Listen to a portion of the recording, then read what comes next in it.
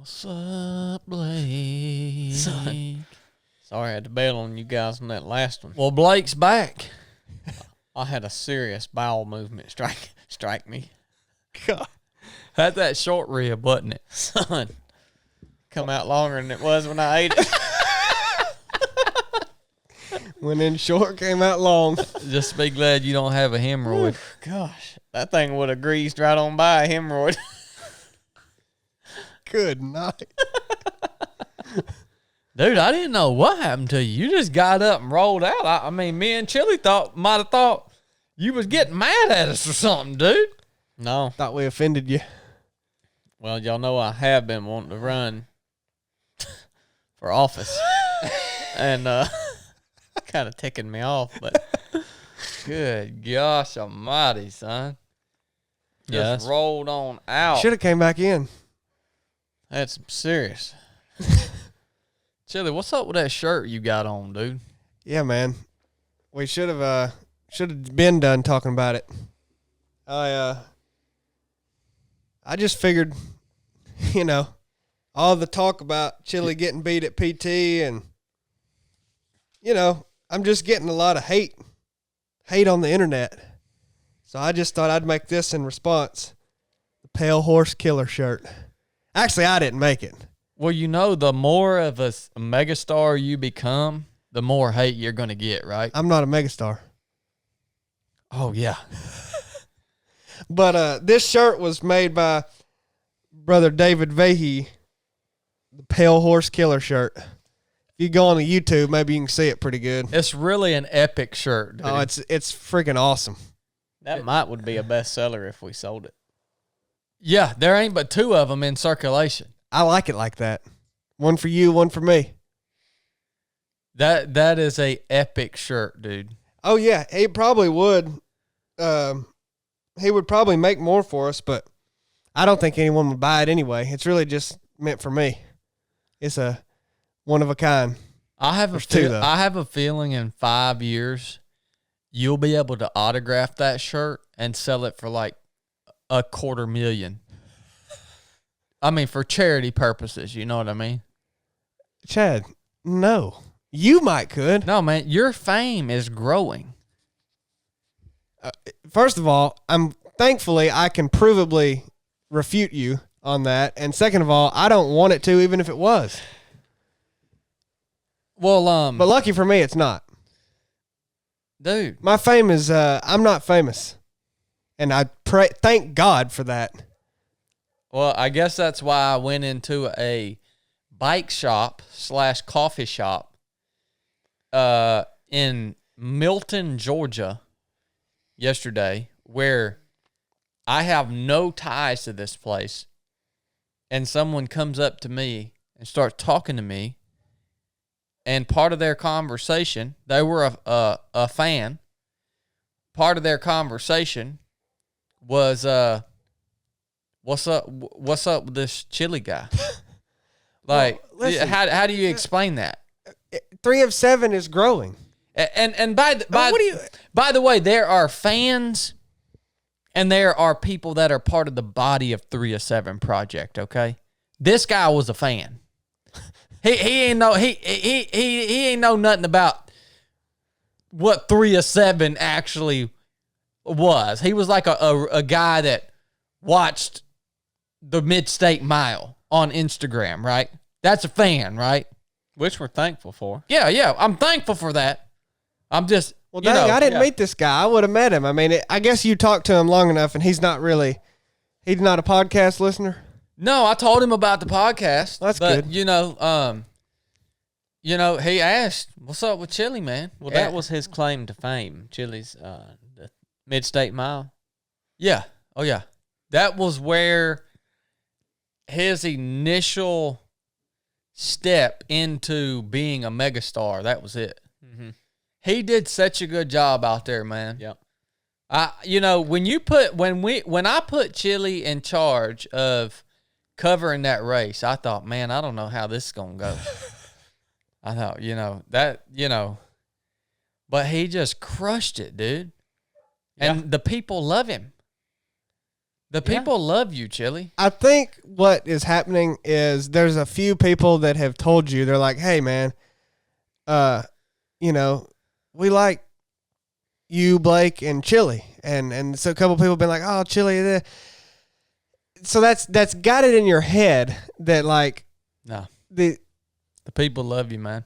That because, like, two people have said something about me, you've got it in your head that I'm famous or whatever word you like to use. That's not the case, man. Listen, I'll reaffirm that in Chad that things can happen a couple times. Yeah, and he will. That's exactly what happened. He will say that they happen a lot. He heard somebody mention my name, and he was like, "My gosh, Chili's catching on."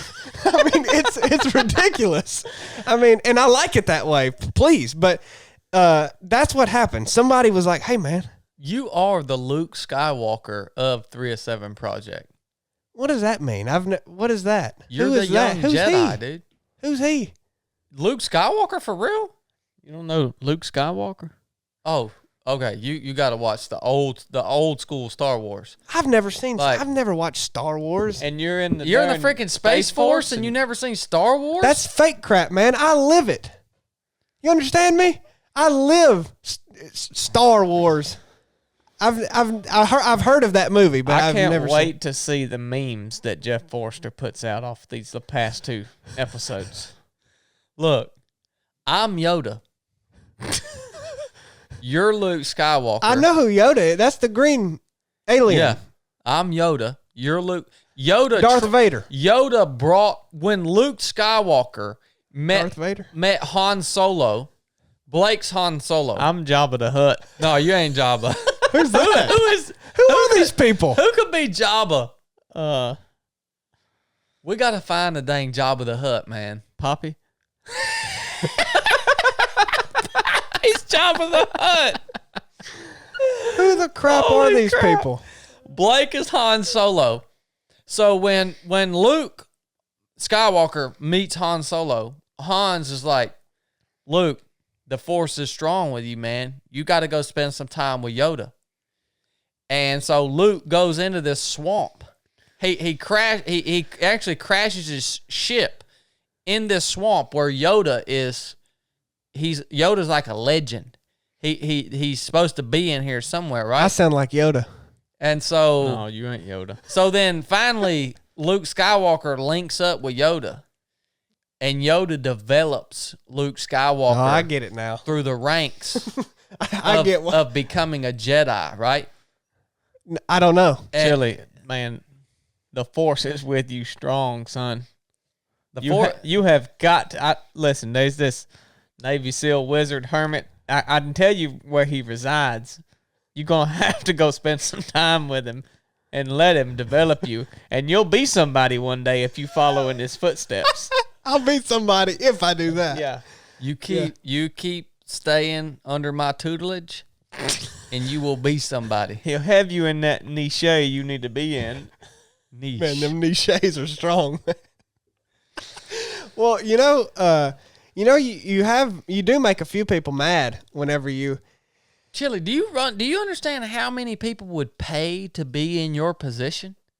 Don't forget, man. Huh?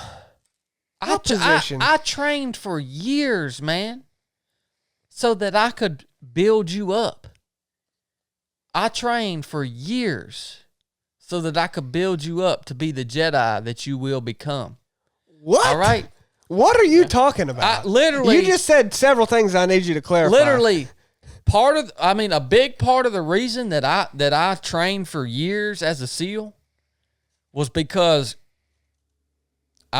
God knew there was going to be a day that there was going to be this young man named Trilly, and he was going to he had all the raw material, but he was going to need to be tutelaged by somebody. Chili Skywalker. I think That's the word right. is tootled. Chad's gonna have to tootle you. He would go. He just needed to be tootled. All right. Now, see, What are you talking about? People pay to be in my shoes. See, I don't coach people. People would pay to be tootled by you. You should offer that as look tootling service. You can't buy my tutelage. All right, it ain't for sale. Yeah, I'm not to buy it. I don't coach people, man. Right, but you'll tootle the tootle that you are getting. I'm paying you to be tootled. Next time we get some requests. You're getting paid to be tootled. We get requests time to time. People say, does Chad do one-on-one coaching? I'm going to say, no, but he'll tootle you. Say, you ever been tootled? Oh, man. I mean, man, that's the new thing. There's no life coaches or nothing. Tootler. You just put that in the Instagram bio. Tootler. Level 5 tootler. Elite tootling. Look, Chili. Look, man. I'm looking. Don't take it for granted, dude. You know, it's like this paddle trip, dude. You know, this is part of your tutelage. And, you know, you're starting to take things for granted. What you don't understand is people are really want. They really want what you're getting paid to receive. What a grand position you're in, young Jedi. He sounds pretty arrogant. We need to let him go talk to Tom Wright for a little bit. Oh, yeah. Yep. Tom sees it. Yeah. Tom, I'm working on him, son. Tom sees it in what? Who? Tom, me? We tell you to be patient. Look, Tom, Chili has the force is strong with him. We are building him up in the ways of the Jedi. And the interesting thing about Luke Skywalker. What's a Jedi? A Jedi is like an elite warrior, a righteous warrior that fights with the Force, the good Force in the Star Wars movie. This sounds sacrilegious. There's good and evil in Star Wars, right? And the good Force, the Jedi, feels that and follows that. And so Luke Skywalker actually ends up becoming like the savior of that sounds like pantheism. The universe. Oh, dude, that's all Hollywood does. That sounds like pantheism. You do realize that all Hollywood does over and over and over again is copies the script of the Bible. Well, because there's no better story. I need to watch Star Wars then, and I'm never going to, but I'd like to study the whatever you want to call it, religious connotations in it. That'd be interesting. It's really a great series. Now the new ones, I'm not much of an advocate for them, but the old ones that came out, and I guess in the 70s and 80s, they're pretty epic. Good man. Force and bad force. It sounds like transcendentalism, maybe an oversoul with a good force. That's interesting. Darth Vader is obviously part of the evil force. I've heard of him. Yeah. Anyway, who are you talking to? Tom. What does he say about me? He knows the force is strong in you. He just knows we've got to hone that in. Tom, don't worry. He's spending time. What is he worried about me? He's spending time with Yoda every day. He just knows you need tootling. Is he worried about me, or does he think I've got potential? No, he ain't worried about you. Dude, speaking of this paddle trip, what about this daggone alligator, dude? Brett just sent us a picture of this gator that was harvested on the Altamaha River. 11 foot 6 inches. This joker is a beast, son. Yeah. I did not know that something like that lived in Georgia. It is going to be amongst us. Might be easing on up. Yeah. On my sandbar. Sunning. I mean, that joker right there, he's serious. You may need to pull off in the woods a little ways. Yeah. That if we see something like that, I don't know what I'm gonna do. That's serious. I ain't looking to tackle one like that. When they get in double digits, man, that's grown. You was more thinking along the scale of about this coffee table, wasn't you? No, about the size of that soundboard right there. Okay. Except you can just reach down with your hand and if it gets you, you might just get a little cut on your finger. yeah, you get a few prick marks, you know. That right there take the top half of your body off. Yeah, that junker right there, he could get you a whole top of your head and shoulders in his mouth. He'd roll with you for a while. He's a terrible unit, son. What'd they kill him with? I don't know. I don't know if they trapped him or shot him or what the world. I don't even know. Why would you even want to kill an alligator that big? They eat it or get the skin or what? Probably both. That joker's a beast, dude. I'm fired up about this mess. I mean, I'm fired up. I found my cast iron skillet. Did you? Yeah.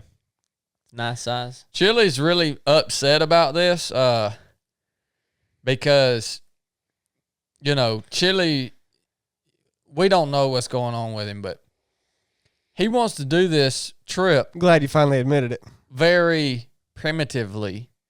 And so now we're actually going to bring food and stuff. And Chili's upset about that. And now he's making fun of us, saying that we should just eat at restaurants along the river every night. Well, there actually are some. There's like 2. Yeah, one at the beginning, one at the end. So we'll get a good meal at a restaurant, then we'll paddle 130 miles, then get another good meal at a restaurant, and then be done. Well, you're acting like I'm going. We don't need to get into that again, but I just made fun of how y'all were doing it. I didn't want to do it primitively. I just, you know. Well, I can't even get into that right now. Get them in a bad way. What I want to talk about on today's podcast is your health. The choices that you make about your personal health. All right? And I think I want to hit it from a couple different angles. First being how your health affects your spiritual life. Second of all, about how your health affects society. Third of all, about how your health affects the people that love you. All right? And I'm not talking, this conversation doesn't pertain to people who have a chronic illness that is not a direct result of a poor health decision. Yeah. All right? So if you have some chronic illness, now I'm not talking about this diabetes thing. This diabetes epidemic that you bring on yourself. This is part of this conversation, okay? You bring that on yourself. Which one is that? Type 2? Well, yeah, type 1, you're essentially... Type 1... born with. You're born with. Or, you know, develop as a child with your pancreas doesn't function. Okay, so that's what we're not talking about. People that have sicknesses like that. You have no control over that, man. And then type 2 is...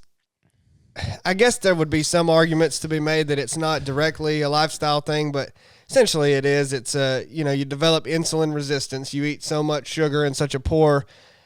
so little activity level and such a high sugar, low quality diet that you develop insulin resistance, which turns into you teaching your pancreas not even how to produce insulin when you take in glucose, and then it just gets so out of whack that you develop diabetes and have to take, insulin the rest of your life. So, yep.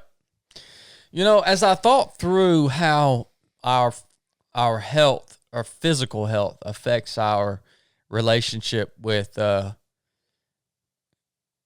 Jesus and our prayer life and our spiritual life, it was interesting because I was reading through Daniel and I saw something in here that was pretty cool, I thought. And so here's where the book of Daniel, this is in chapter 10.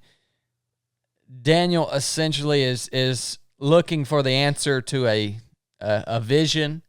And it says he was mourning for 3 full weeks, and he ate no pleasant bread, neither came flesh, so no bread, no meat, and no wine. Neither did he anoint himself at all for 3 weeks. So essentially, it sounds like this is where the Daniel fast thing came from, right?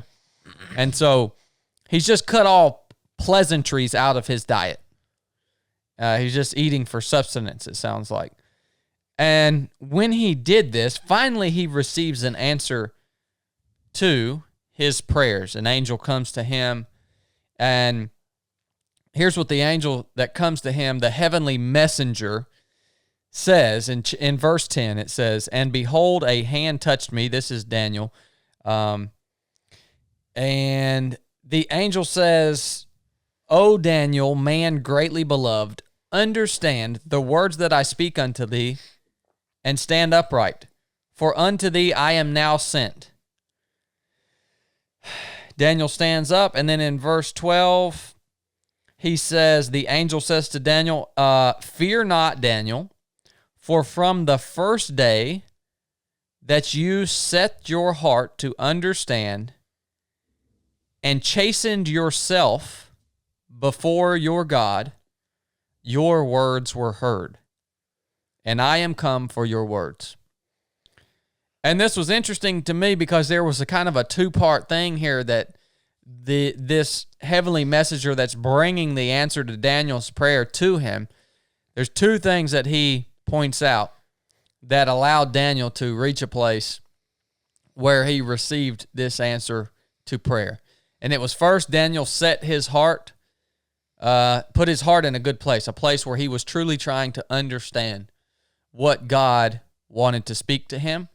And the second was he chastened his body. All right? I feel like making good decisions about your health, a huge piece of that is your diet. A huge piece is your diet.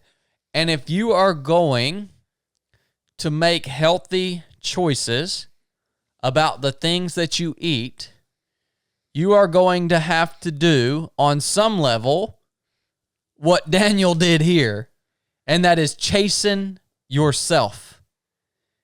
This is part of making good decisions about your health. And we see when we hone in the ability to chasten ourselves, that it actually puts us in a position, I think, where we can hear God speaking to us in whatever way he decides to do that. If you're doing it for that reason. Yeah, if you're doing it for that reason. That's exactly right. But I even think overall, having a healthy physical body and making good health decisions is going to put you in a position to where you are really closer to Jesus in your day-to-day walk, because you just simply feel better, man. Like, your mind is clearer. Mm-hmm. You can understand things better. If you're on a good schedule, you're going to spend more time in God's word and in prayer. If you're sick and you feel like crap, it's hard to take that time. Like, you're just in a fog, man. And, you know, I also think we talk about chastening ourselves, and especially for the reason of spiritual growth. It brings me to the example when the disciples were trying to cast this demon out of this person, and Jesus comes to them and says, man, the disciples are like, what the world, man? We can't get this thing out. Jesus casts it right out.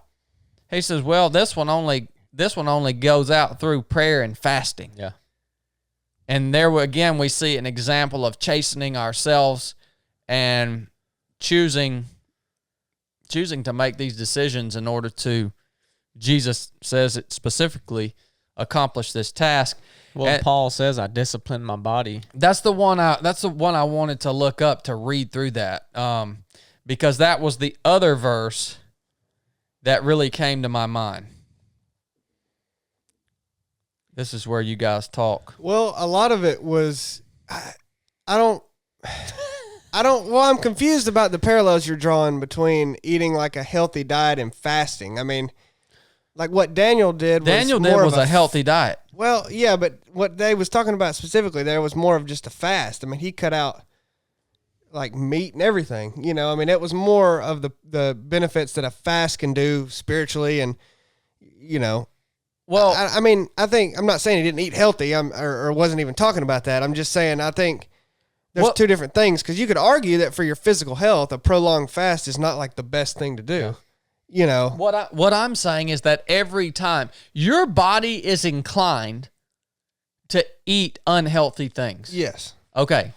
Your body is your mind is look, even primitive cultures, if they could get their hands on donuts, that's for survival. All they would eat is donuts. You're inclined to eat fat, high carb, stuff like that's that. Exactly that will right. build body fat to protect you from if you have to go forced prolonged periods of time without food. That's right. That's why. So but see, the fact that I don't know the percentage, I don't do percentages anyways, but the fact that when I go down here and ride by the Texas Roadhouse, the people that I see coming out of the Texas Roadhouse are either fat or they're either so fat they can barely walk, or they're so old they can barely walk. They're either fat or old.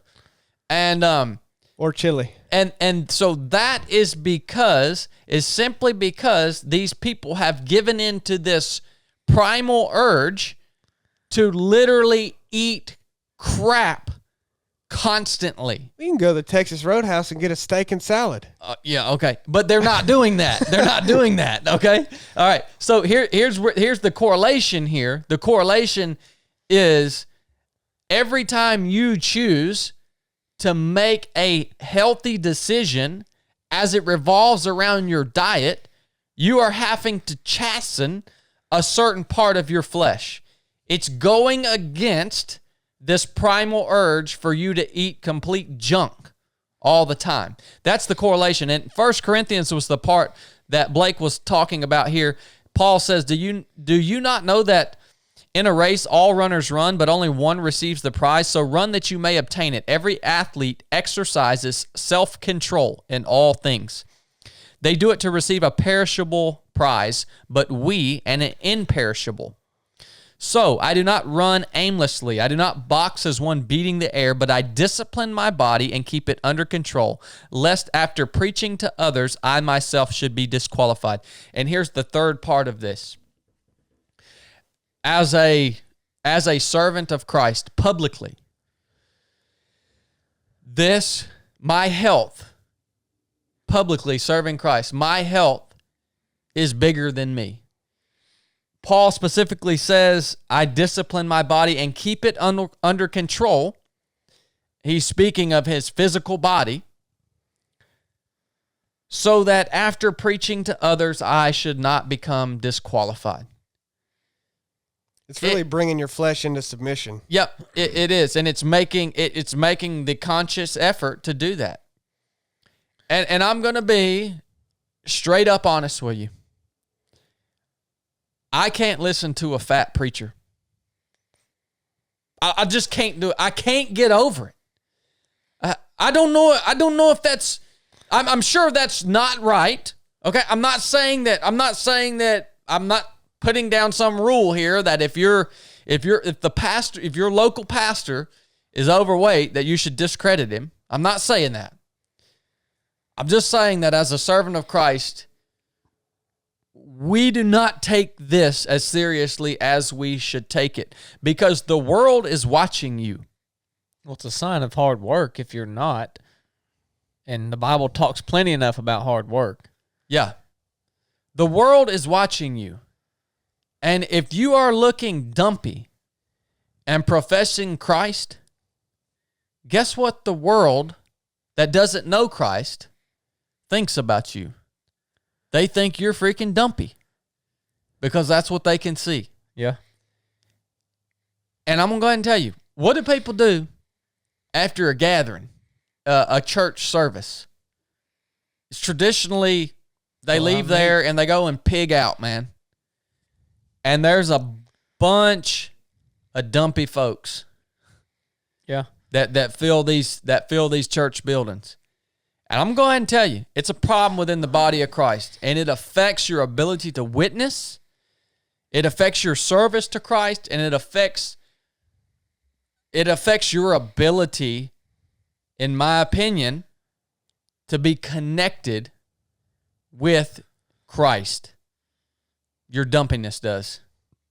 Yeah, I think it discredits what you're saying to an extent, and it can cause other people to be confused or to stumble in the same way that maybe drinking a beer, when someone sees that, like, and they have this unclear thought of what that is, but I think with it going back to the fasting, like, it's your intent behind being healthy and eating a good diet.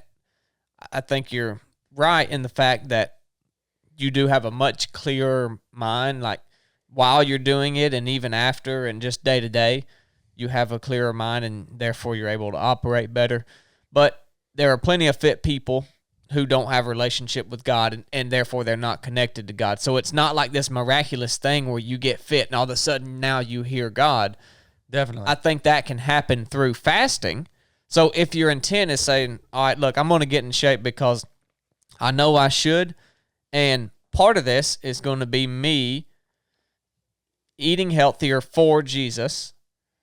And when you make that decision, then I think you get those things from it. But you can't just be a Christian and just work out and eat healthy and not connected to. And in my opinion, you're not going to really, it's not going to be much different. If you don't do it for the intent and be conscious of it while you, like when you say, dang, I really want that donut. And then you remember, well, I'm doing this so that I'll be connected to God more and I will also be healthier.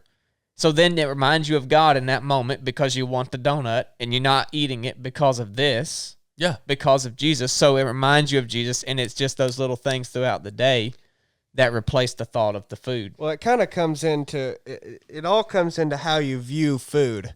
Are you using food as fuel for your body to survive? Or are you eating food for pleasure and enjoyment? I mean, it really is it's a fundamental difference in how people view. The pleasure is connected to the primal instinct that you have. It's how you view food, man. Like if you view food through the lens of like, because you have to make a decision for everything that you're going to eat. So if you sit down at dinner and you can either ask yourself two things. You can ask yourself, what do I want to eat tonight? Or what is the best thing for me to fuel my body tonight? Those are two totally different questions. If you ask yourself that question, you're going to eat one thing. If you ask yourself, what does my flesh want to eat tonight? You may eat something. You're going to eat a short rib. Yeah. Then you're going to have to run off from the podcast. Salt rib. I mean, you see what I'm saying though? There's a fundamental difference in how you look at food. What is food? Is it a means to, I don't know how to say this and not sound weird, like to get pleasure, or is it to fuel your body to survive and perform the tasks that you want to perform? Yeah. But that's the part that takes the discipline, is getting to that point where it you just have to view food different. Well, food is fuel. I mean, I dispute that, because again, the pleasure that you get from eating sweet, fatty, unhealthy food, that pleasure is coming from a response that's hardwired into your body is giving you that pleasure so that you will continue to do that. You're biologically, because you actually do need some of that. Yeah. So like you actually need fat and protein and salty foods when you're working hard. But the body is weak. It wants you to keep eating that, right? So it takes chastisement of the body in order to bring that into subjection. Well, it has no like discernment. The body is just the body. It doesn't know that, well, you're living in America and you can get food at the drop of a hat within 5 minutes. It just knows you need it, and it's just going to keep telling you, I need it, I need it, I need it. And that's where your brain comes into play, and you say, well, I understand you think you need it, but you really don't. Nutrition is very difficult to nail down, and the biggest thing in my estimation of nutrition is actually not nutrition at all. It's your lifestyle. How active are you? How much are you working and bringing yourself into physical submission? Because we do live in a strange world, man. All throughout history, it's been changing, like what you have access to. It's weird that we can even eat bananas. Yeah. We live in Georgia and Tennessee. Like, we shouldn't be able to eat bananas. They come on a plane in a crate and ship them to, you know what I mean? Like, it's just, we don't, you used to could only eat local, what you'd find, and we eat packaged goods all the time. I mean, it's just, we live in a strange world, and some of that stuff is not healthy for you, but it's all broken down into your body needs those things that Chad's talking about, you being hardwired to desire. It actually needs those things. That's why it's hardwired to think that. Yeah. But it doesn't mean, like, people go crazy with that in a society of excess. Yep. So if you're bringing yourself into submission and you don't eat, more than you're putting out, generally you're going to be okay. I mean, because there is no perfect diet for everyone to eat. Yeah. Like some people have different. So let's transition to how your decisions around your personal health impact society, our culture, or your community. All right, let's transition on that. I think we disagree on this a little bit. Yeah, you might. I mean, what do you think? So I'll give you the most basic example that I can formulate here.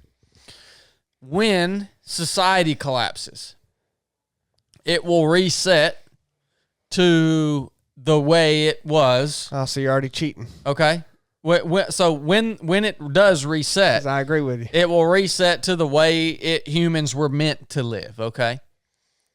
Which is, it will be small communities of people that are working to survive. Essentially, each person will be contributing a skill, a task, a purpose, in order for the community to survive. So, when that happens, whether it's my lifetime or hundreds of years from now, say I have taken control of a piece of land. Because, by the way, when this happens, no land doesn't belong to anyone. What you can hold is yours. So say I have this piece of land, and I'm looking to build a community because I want to live in community, because that's the way God designed us as humans to live. And it will inevitably happen. Yeah. All right. So I'm looking for members to come in and be a part of this community so that we can all thrive. I am not going to accept a person who makes poor decisions about their personal health. I am not going to accept that person to be a part of not my community, but the community. Because that person will be nothing but a liability to the community. They may be able to contribute little bits here and there, but ultimately, they will simply be a liability. So, on a grander scale, the U.S. healthcare spending is growing rapidly. In 2019, we spent $3.8 trillion, which is $11,582 per person on healthcare. All right. That's not your tax money either, by the way. They just printed that. Yeah. Your tax money gets sent into a big vat and they burn it. Who spent that? That's the average that each American person spent on their own health care? Or if you took the total spending, and that's the total spending of American, the United States citizens spending on their own. Well, it'd be policies. I mean, insurance companies, essentially, yeah. So if you divvied it up, then every single American, if you divvied it up perfectly, every person spent $11,582 on healthcare in 2019. All right? Well, the interesting thing is in 2019, I don't even think I haven't been to the doctor in probably 3 years. So I didn't actually spend anything. Right? I didn't spend anything.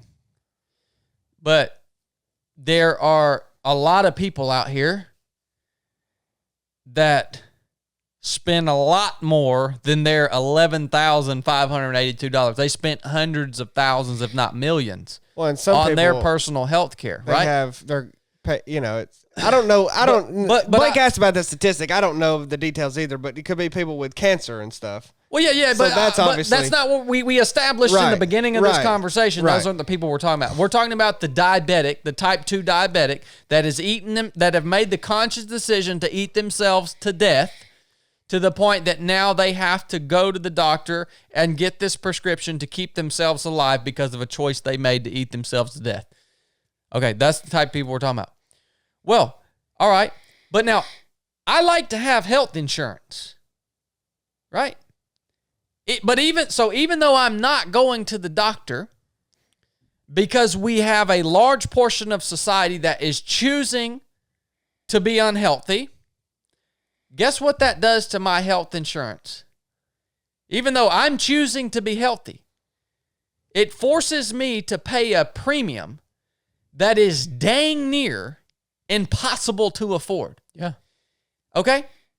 So that's how I'm paying my $11,000 a year health care bill. I'm paying that into my health insurance that I don't really need. I just keep it there as an emergency policy, right? So this, in my opinion, is how you, if you are an unhealthy person, because of your lifestyle choices, you are burdening the healthy people of your nation directly. You are burdening us. And this is how an unhealthy population actually burdens a society or a nation and literally just will eventually run it to the ground. Not only from this perspective, but also just from the perspective of how productive are you within your local community? How does this affect your contribution to your community? If you are literally sustaining life with some using multiple prescription drugs to keep you alive because you've ate yourself and set yourself to death, you are not going to be putting the maximum contribution that you can put into your community if you're living that lifestyle. So you're just literally dragging the community down. All right? Your health decisions, your personal health decisions are bigger than you. And you may not give a crap. Well, you may not give a crap. That just tells me you're a selfish person. Yeah. Well, the reason that happens is because people do that. They get so overweight and they start to have health problems and they go to the doctor. And instead of the doctor saying, look, man, you know, you're having these problems because of your diet and lack of exercise and you know, let's do some things right now to no doctor ever to fix these problems. And then you need to start shedding some pounds. Instead, they make it sound like, oh, that's all right, man. A lot of Americans have this high blood pressure and whatever it is, you know, cholesterol, whatever you got to A pill will fix it. Yeah. And so, yeah, let me just get you this, man. We got to do this all the time. So they think, oh, dang. this isn't a big deal that I have this. This Write you isn't a script. This isn't my fault that I'm this way. And so that they lose the ownership of their own thing and think it's okay, of their own health. And I mean, I know it's maybe getting off topic a little bit, but I think that's why it happens. If they went to a doctor and a doctor told them, hey, you just need to lose some weight, man. This stuff will go away. I'll get you something to help you out for the next couple months till you get back down to where you need to be. And then it'll go away. You just stop taking it. Then I think a lot more people would take ownership of it. And maybe if you're on this listening and you're overweight, like, we're not dogging you out. It gets aggravating, but we're not sitting here dogging you out. If you didn't know it, then go make an effort to start changing it, because I could legitimately, people live different lives than we live. And there are people out there that this has probably never crossed their mind. They think, I'm just out of shape. Why should anyone else give two craps if I'm fat and out of shape? This is my life. And and that's just, I mean, really, just people. And you have that right. That's the key. But some people live the life and they really, like, they don't know they haven't considered it enough to know the difference. So we're not saying that you have to be healthy, you have to go do this stuff.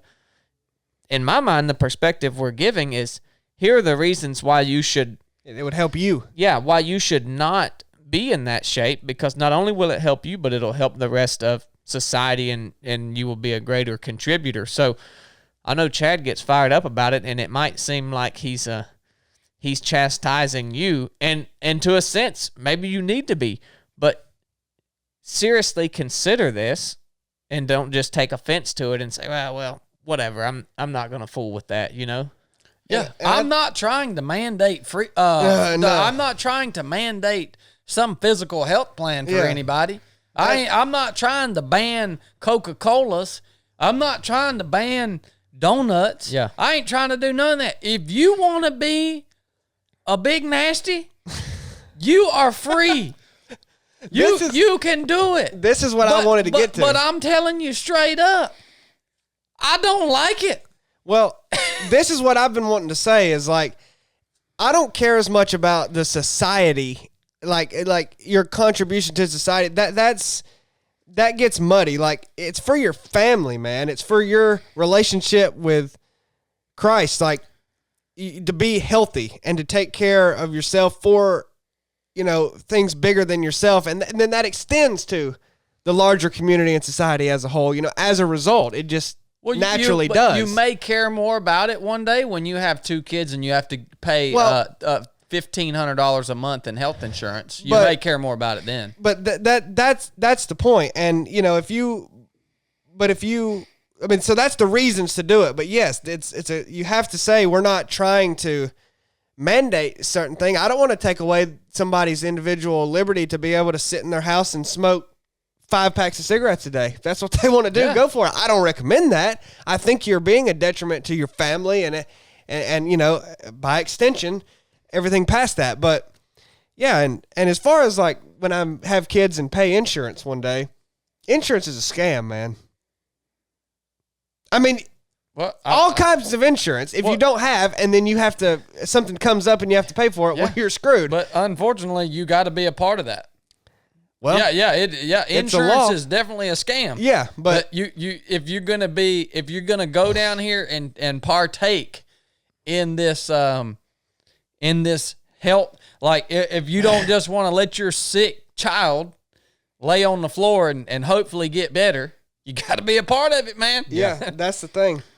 So, and then I think that leads us right into a part that Blake is very passionate about, and how it is that your decisions around your personal health impact your family. Yeah.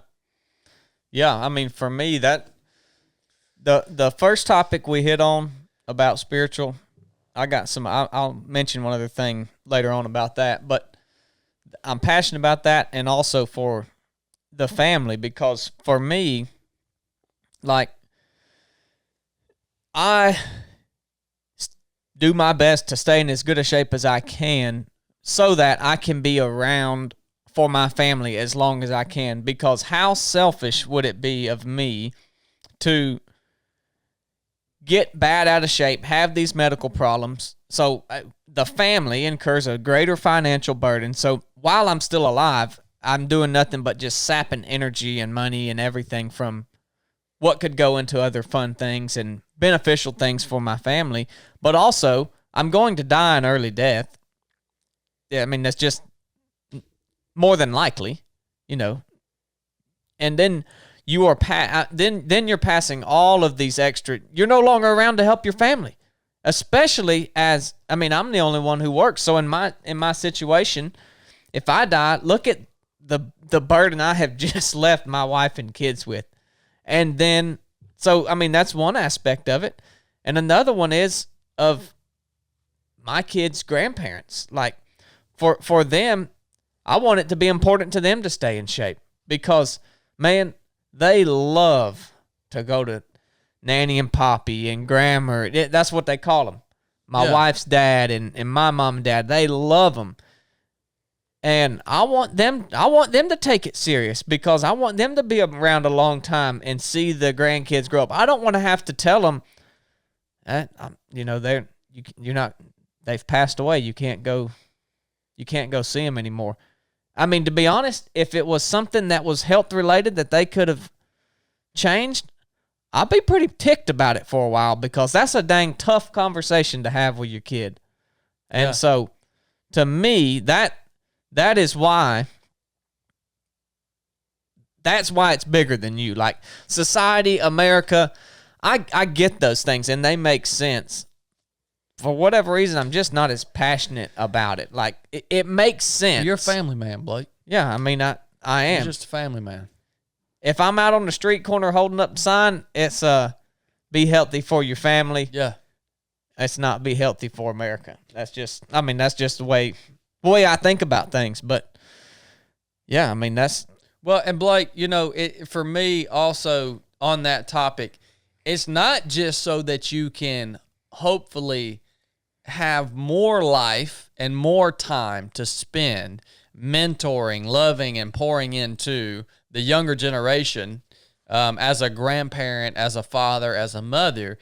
It's also, and almost even bigger, that how it impacts your ability to show up day to day. And what are you able, say you know, because death can come from all different angles, but with the time that you do have, are you able to show up and be 100% for that person on that day? It's the quality of your time. Yeah, the quality. What are you able to do with that person? Yeah.